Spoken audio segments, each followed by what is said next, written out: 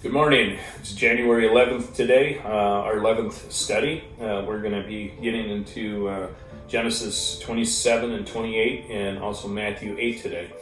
As we read chapter 27, 28 of Genesis, I always love this story. Isaac, he's sitting there and it talks about him, his eyesight's going. He's obviously getting older. And he's coming to that point where I better turn the blessing over to the next generation. And a lot of times we see the deceitfulness, on Jacob and Rebecca more than anything. And really, Isaac, he's doing things kind of behind closed doors here. He's doing it in secret. He's telling Esau to go out and get the meat and prepare to bring it in. I'm going to give you the blessing. And we heard in chapter 25 that this has been already promised to Jacob.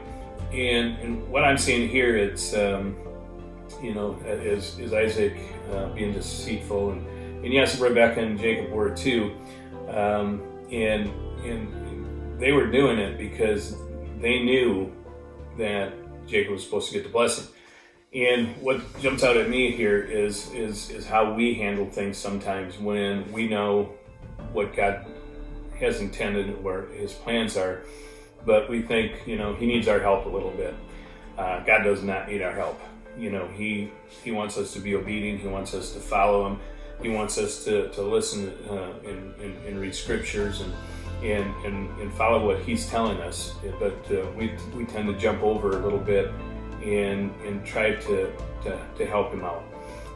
So anyways, we see in the scripture that Jacob, he puts the hair on, he makes Rebecca made the food to send to him.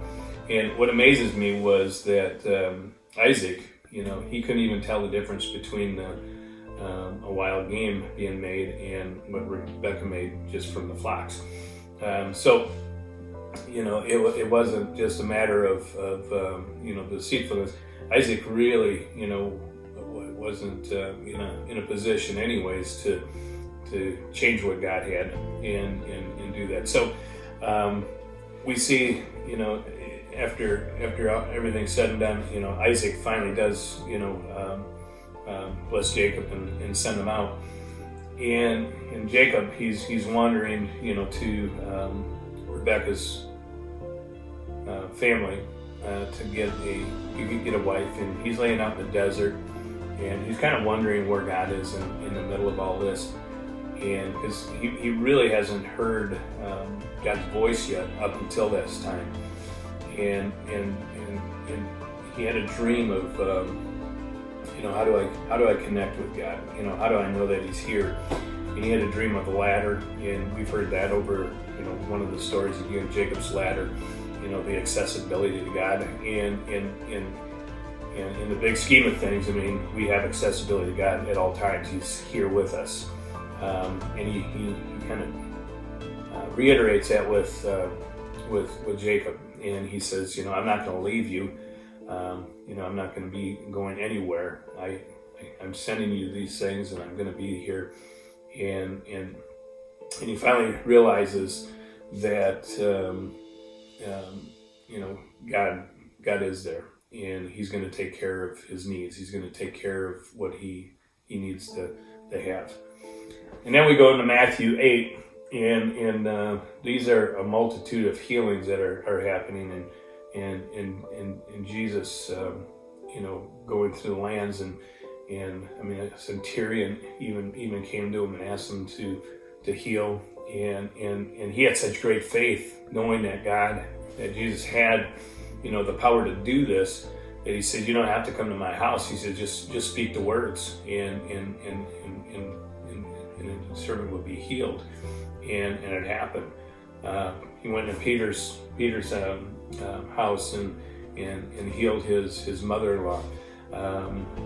Many were healed that day and in this area. And then we see the cost of discipleship. I always thought this was a little harsh, but it's true. God has called us, each and every one of us, just like He did Jacob, for a particular plan and purpose. And a lot of times we make excuses not to follow and not to do what He wants us to do. And we even hear in verse 21, said one of His disciples said to Him, "Lord, I'll follow you, but first I need to go bury my father." And Jesus kind of lays it out there. He says, He said, "Follow me and let the dead bury their own dead." And the importance of following God is huge, and there's a cost to it, and we have to let our former life go a little bit, and take on the new as far as what God has plans for us.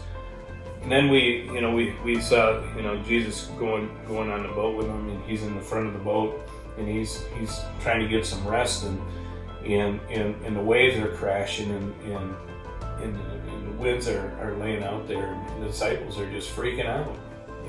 There too, they just saw all these miracles happen, all these things happen.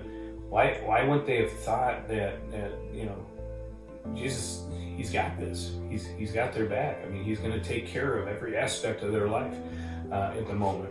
And they wake Him up, and He says, "Why are you so fearful? Excuse me, you of little faith." And then He arose and He rebuked the storm, and it stopped. And to me, it just keeps pounding in my head that I don't have to jump over God. He doesn't need my help. He'll take care of those things. All we need to do is be the followers that He's asked us to be, and to be the obedient ones, the ones who are following His scriptures, the ones who are spending time with Him, on a daily basis, seeking what His will is, seeking what He wants out of us. So I hope today was a blessing for you, and I will see you in the morning.